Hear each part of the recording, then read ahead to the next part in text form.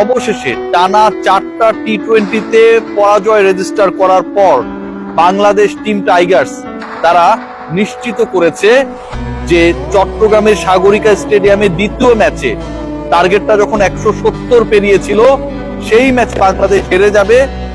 বাংলাদেশের টি-20 বিশ্বকাপের আগের সবচেয়ে সিরিজে বাংলাদেশ পরাজিত হবে, আয়ারল্যান্ডের বিপক্ষে বাংলাদেশ হেরে যাবে। এই যে সংখ্যা তৈরি হয়েছিল সেই সংখ্যা তুড়ি মেরে উড়িয়ে দিয়েছে টিম টাইগার্স।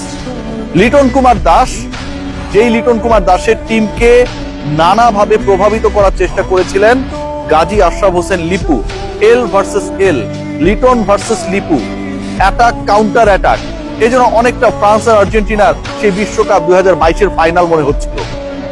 কেউ গোল দেয়, আরেকজন আবার কোনো না কোনো ভাবে পেনাল্টি বক্সের ভেতরে ফাউল আদায় করে নিয়ে নিজের গোলটা নিজের পেনাল্টি দেওয়ার চেষ্টা করে। তো লিপু সাহেব পেনাল্টি গোল করে লেভেল করার চেষ্টা করলো। End of the day Bangladesh দলের হয়ে লেভেল করার কাজটা করেছেন লিটন কুমার দাস, তার ক্যাপ্টেন্সিতে, তার দক্ষতায়, তার ব্যাটিং স্কিলে, এবং যেই ম্যাচটায় বাংলাদেশের টার্গেট প্রায় 250 কাছাকাছি সেই ম্যাচে ক্যাপ্টেন্স নক।